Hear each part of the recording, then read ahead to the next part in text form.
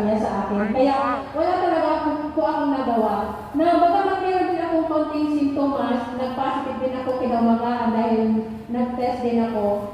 Subalit salamat sa Diyos dahil ilang araw lamang po, naging negative na rin siya. Ang pinag-aalala ko noon dahil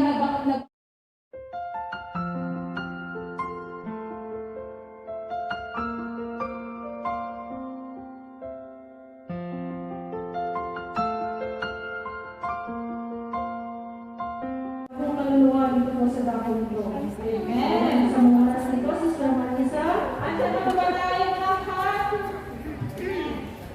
Sino po ba mga pinagpala ng Diyos? At inanyayahan po dito sa harapan at paghayag ang kabutihan ng Diyos sa kanyang buhay. Amen! Hallelujah!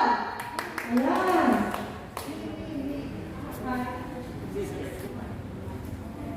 Magandang buwan po sa mga lahat. Magandang po lang po ang pasalamat kayo. Kasi noong after ng Christmas po, nag-booking po sa bahay, apat sila. Tapos salamat sa Diyos. Hanggang natapos sila, hindi po ako nakawakan. Salamat sa protection sa babae niya. Amen.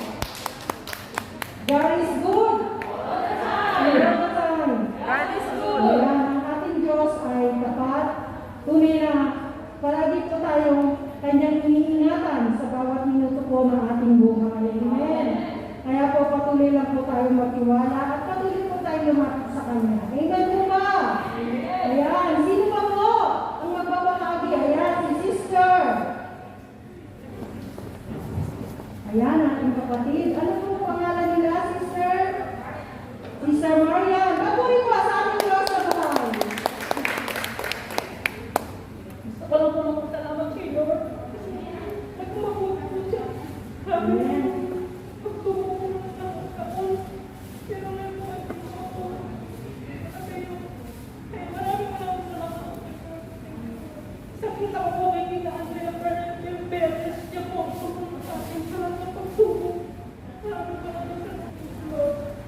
Amen. Hallelujah. Thank you, Lord. Tunay nga po, mga ating Panginoon, ano naman po ang ating pinagdaraanan, ay nandiyan po siya palagi. Kaya nasabi nga po, fight our battle. At God is with us all the time. Amen po ba? Ayan. Sino pa po?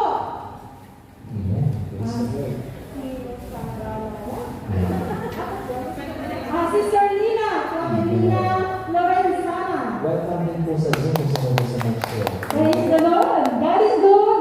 All the time. God is good. Amen. Praise God. Ibalik ko lang po ako sa salamat sa ating Diyos na buhay dahil naranasan ko yung pong COVID. Last December 26, dapat labas ko po yun. Then, magbibinis na sana ako, sabi ng aking amo, Auntie, you can go out. Dahil ako ay positive, sabi niya sa akin. Kaya wala talaga po akong nagawa. Na bagamat meron din akong konting sintomas, nag-positive din ako kinamagaan dahil nag-test din ako. Subalit salamat sa Diyos dahil ilang araw lamang po, naging negative na rin siya. Ang pinag-aalala ko noon dahil nagbakasyon ang mga alaga ko na may nagbuntis siya. Salamat sa Diyos dahil hindi ko sila nasama sa pagpapositive. At nakabalik na rin sila sa bansang Canada muli ang mga asawa. Salamat sa ating Diyos. At nagpapasalamat din po ako dahil muling nadagdagan ng aking edad. Noong January 1 po, ako po ay 59 na. Kaya salamat na rin sa dahil. Maraming salamat, Lord. Kung may nasa protection mo palagi sa amin, hindi mo ay nandyan palagi protection mo sa amin, sa bawat isa po sa amin. Amen? At sa susunod po, Sister Aniseta. Salamat po. Ito balik ko lang po ang masasalamat kay Yahweh at Shaddai. Tunay nga po ano yung sinasabi ng God is with us. Kahit yung mga sitwasyon na hindi natin inaasahan, nandiyan palagi si Lord, gumagabay at nagturo kung ano ang dapat natin gawin. Ano lang po, ibabalik ko lang po pasasalamat kay Yahweh. Maraming salamat po, Lord, sa total healing ng aking anak. Na, ano po, yung tumaas yung white blood cell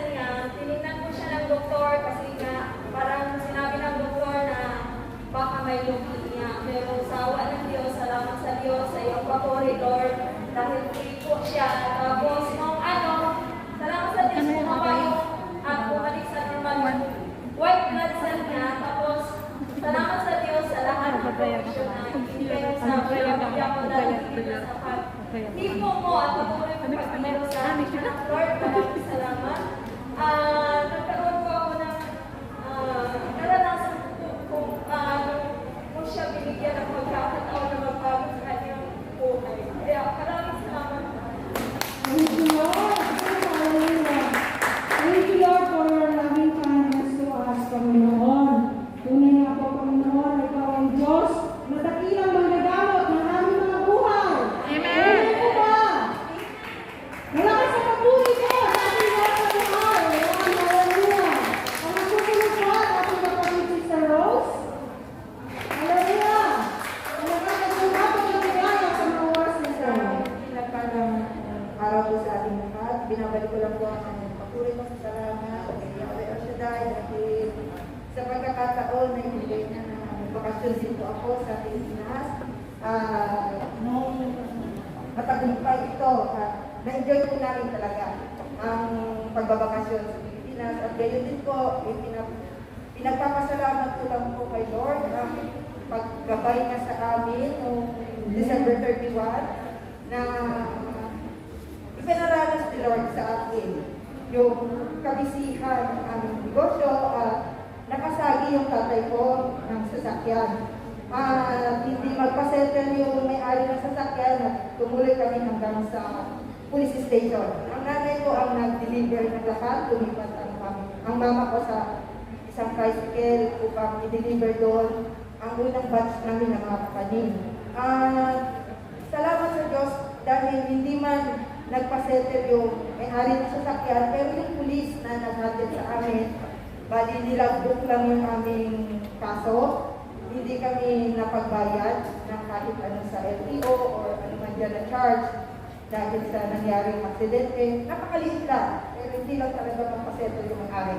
At yun nga, sa gabay at patnubay ni Lord, hindi na-inform yung aming tricycle. Praise the Lord talaga. Ngayon, sinisettle namin yung bumper ng sasakyan. Alam ko na hihipuin ni Lord ang puso ng may-ari ng sasakyan na yun.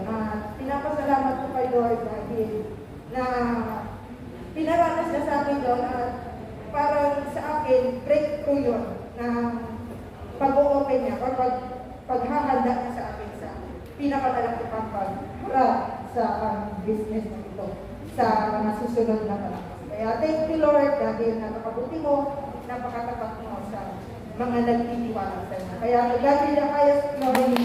Salamat po. Salamat ng Diyos. Patuloy na kumikilo sa ating buhay kasama ang ating mga mahal sa buhay. Amen po ba?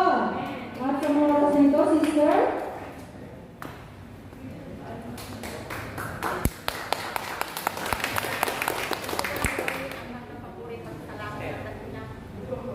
Dakilang Panginoon, dahil po, 1 week po akong na-COVID. Hindi ko po yung akalain na magkakaroon ako ng COVID. Kasi po, dumating sila mula galing sa China, sila yung positive pala. Ay, wow. The other day, iba na yung aking pakiramdam, ang lalamunan ko, ang ubo. Grabe po, patulagnan. Natakot ako. Kasi, iba pala ang iba pala yung talaga ng COVID. Ng COVID. Sabi ko, Lord, ano to? Ako yung umiiyak kasi sabi ko, napakahirap palang mag-COVID. Tapos, yung tapos, yung pangamba. Then sabi ko, nung naalala ko, sabi ko, magpa-pray over ako kay Dollar Meeting. Praise God. Pagkatapos ng pray over, iba po yung aking naramdaman. Bumalik yung aking sigla. Nawala yung aking takot. Ngayon, maraming salamat po. Sa next day, okay na po, naging negative na po siya. Lord, maraming salamat po sa iyo ang nagkakapuin.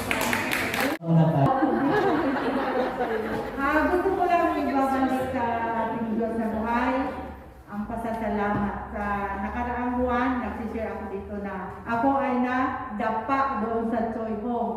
Ngayon naman, yung bago mag-Chinese New Year, namalingki ako sa isang bag dahil tatlong toilet roll, tapos may Verjoy pa na tapos ang dami, parang Christmas tree. Alam mo naman yung bunga bata, pagsakay ko sa bus, siyempre, traffic, prino-prino, nauntog ako. Dito sa ano, grabe sabi ko, di parang wala kasi ano, ang bilis lang ba? Parang wala, magbaba ko sa bus, pagdating ko dun sa guardhouse. Sabi niya, ano nangyari daw sa dito ko, namula at saka nag-swollen. Sabi, naalala ko na untog pala ako. Sabi ko, anong gagawin ko? Siyempre, di ba man? So Lord, nawa naman eh, okay lang, pero pakiramdam ko hindi okay. Sabi ko, di pagdagay ko, sabi ng China, maglaga ka ng itlog, tapos ganyan-ganyan mo para ano. Eh di ginawa ko naman.